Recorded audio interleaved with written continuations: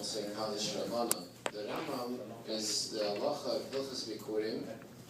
He says a very interesting thing. He says the Kohanim were gifted by Hashem to get 24 different kinds of gifts.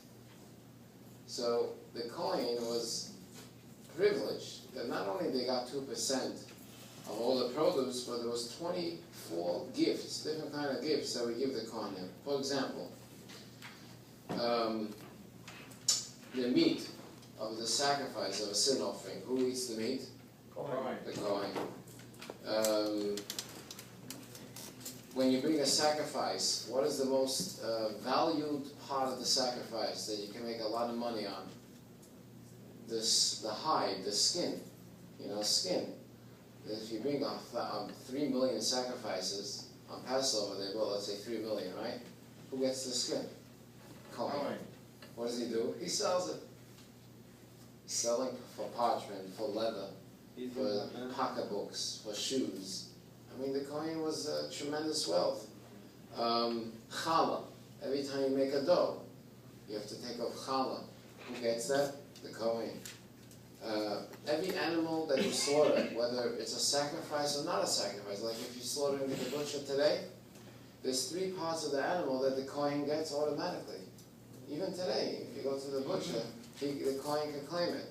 It's the chazeh, shok, and the lechayayim, which is the cheeks, the breast, and the thigh. Very good meat. Which is because of Pinchas, what he did.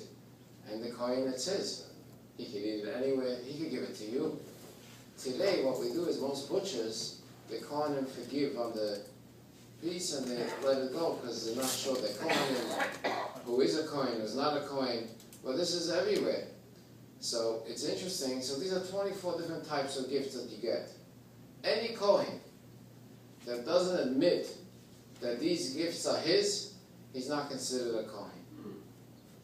He has to realize this is a bris kohunat olam, the Torah says. This is a covenant that God made with the Kohanim, that these gifts belong to them. The question is, today, when someone says he's a Kohen, is that have a valid status of a Kohen that he's obligated to give him the gifts? Why? Because today, in order to be a Kohen, that's 100% Kohen, you have to bring proof of your ancestry that you're really a Kohen. Who has proof today? No one has proof today. So therefore we call it Kohanim Chazaka. We're not sure they're Kohen, but since they consider themselves a Kohen, well, we're not going to be obligated to give them the gifts. Because if you want a gift, you have to prove that you deserve the gift. How do you know you're a Kohen? Because your father was a Kohen. Who says your father was a Kohen? So it's hard to know today. There are some families that have a tree. Till today.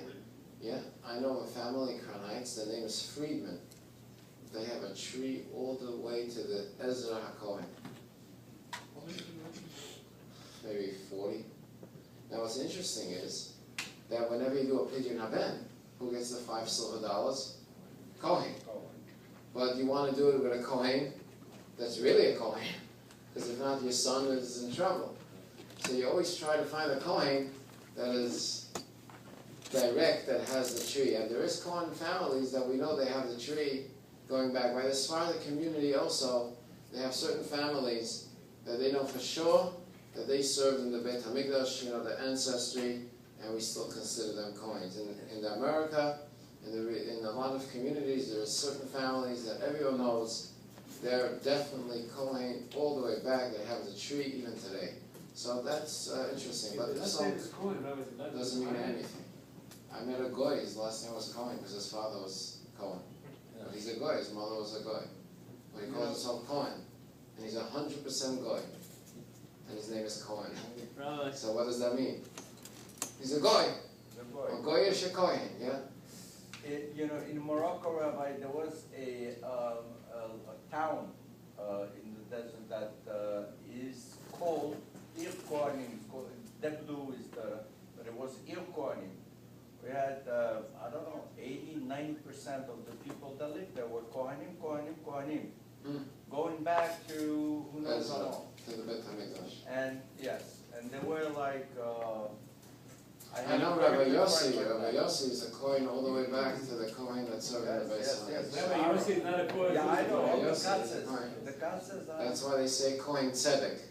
He's a true righteous coin because he's really all the way back to the Beit Hamikdash.